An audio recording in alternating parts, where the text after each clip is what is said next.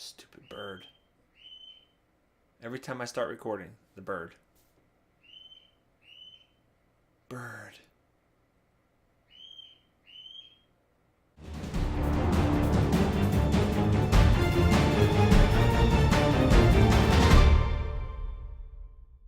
Howdy folks, and welcome back to another episode of Tyria Talk. My name is Richard Procopio, aka Otter, and this show is all about Guild Wars 2. Today is episode number 62, and today we're going to be talking about the new wardrobe and dye features that are coming in the April 15th feature pack.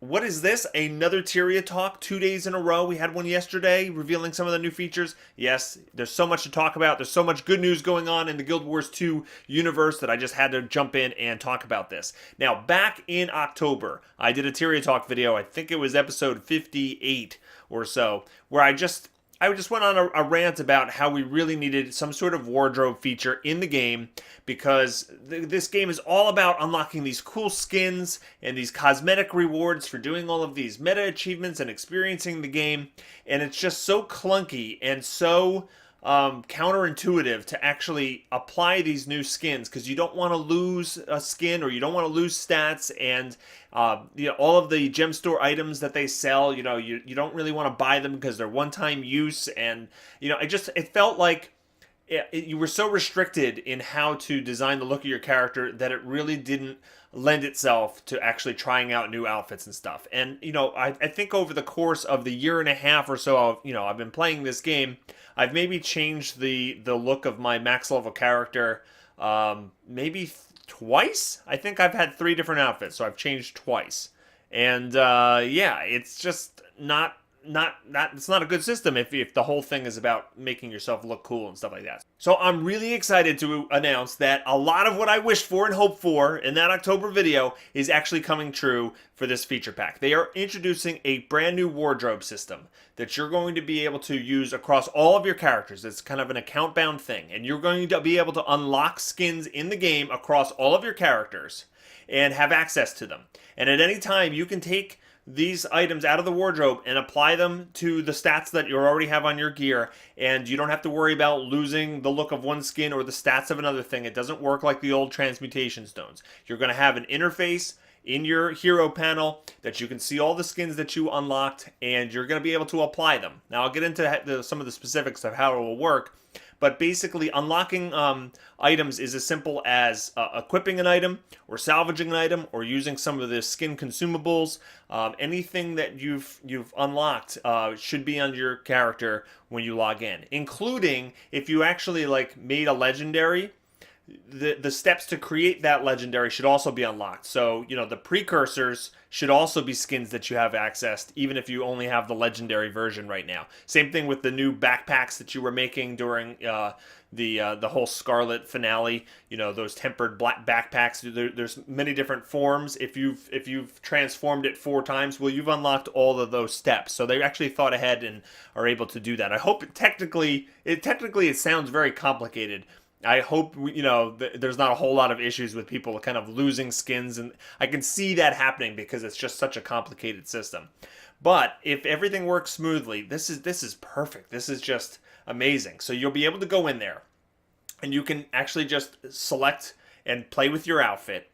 And they will actually charge you transmutation charges in order to transform one piece of gear. So if you want to do your whole set, it'll cost you, 6 charges or whatnot. Now, what are transmutation charges? We know that they're going to convert the transmutation stones and the transmutation crystals that you have right now into charges. I think you get 1 charge per stone and 3 charges per crystal. And then I'm assuming you're going to be able to just buy transmutation charges from the gem store. So, and like I said in my video back in October, I have no problem with them monetizing the ability to just go in there and change your look.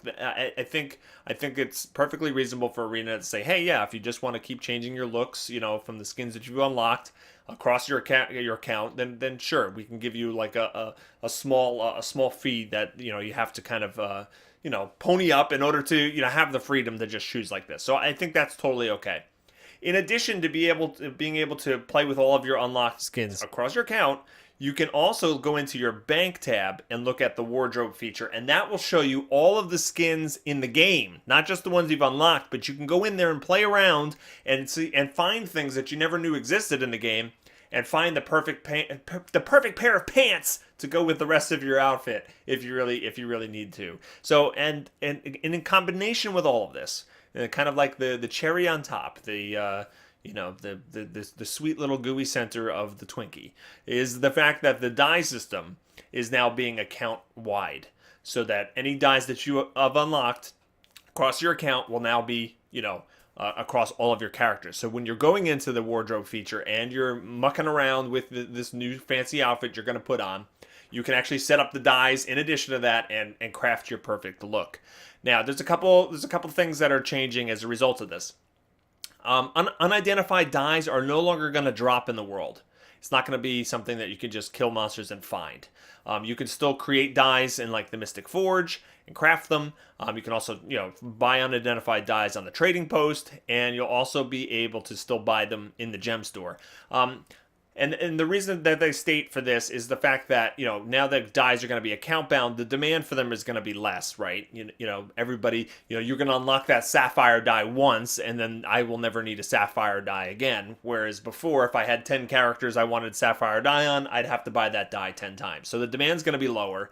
And I guess this is their way to protect the fact that, they do sell unidentified dies in the gem store, and if the demand just really goes, down for them, then, they'll make less money on that. So I guess that's a way to a little bit to protect it. I always thought it was fun to actually get an unidentified die as a drop, but I kind of understand this change as well. And you know what? The benefits of the system far outweigh the fact that you can't find dies out in the world. So that's cool. The other thing is town clothes, as we know it, are pretty much going away from what it sounds like. The outfits that you bought, like the pirate outfit, are now going to become a one-piece like costume set that you can now equip, and it doesn't actually cost transmutation charges in order to activate that look on your character. But it sounds like you're going to be able to run around as a pirate in combat. I'm hoping. I don't know. That wasn't extremely clear in the blog post, but it sounded like that's how it would work, and that many of the costumes and stuff like that you've unlocked will now be something that you can run around with in the world, which is just really cool as well. I don't know if you can hear it in my voice, but I feel the excitement. I can't wait to jump in and just start looking at, it might even get me more excited to play some of my alts, because now I have all of these cool skins unlocked across my account. I can kind of look at how they might look. Like, I have a level 80 Elementalist who's wearing, there's a couple exotics, but she's also got some rares and some, maybe even some greens or so. And I don't know. I just didn't want to bother, going through that process when most of the time I'm playing my warrior. But I don't know. I could definitely see myself, playing a manly form of action combat dress up with some of my characters. Yes, I would never do anything that's remotely feminine. Of course not. In case I wasn't clear earlier, legendary, the actual look of the legendary items is now account bound, so you can use it across all of your characters. Now, the legendary stats are only available on one character, so it's kind of an additional perk to getting a legendary, is that multiple characters can share that look, even if only one of them at a time can share the benefits of the stats.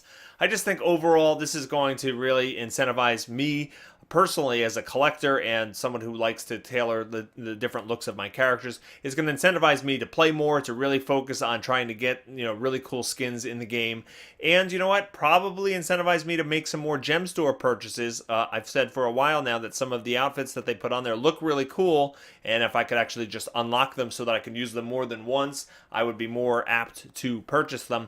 And I think that that's certainly true. I'm looking at some flame-kissed light armor for my Elementalist. That sounds like a fun look. I like how that set looks, that revamped version of it at least. So I don't know. What do you guys think? Do you guys love this as much as I do? Am I making this out to be more than it is? I don't think so. I think this is a pretty key feature that Guild Wars 2 absolutely needed, and I'm so excited to see this feature patch go live on the 15th. Let me know in the comments below what you think, and I hope everybody has a fantastic day. Before you go, hit that like button, hit that favorite button, subscribe, and you can also hit me up on Facebook, facebook.com/BogOtter, and Twitter @RichieProcopio, and that's it. I'm going to see you next time. Goodbye!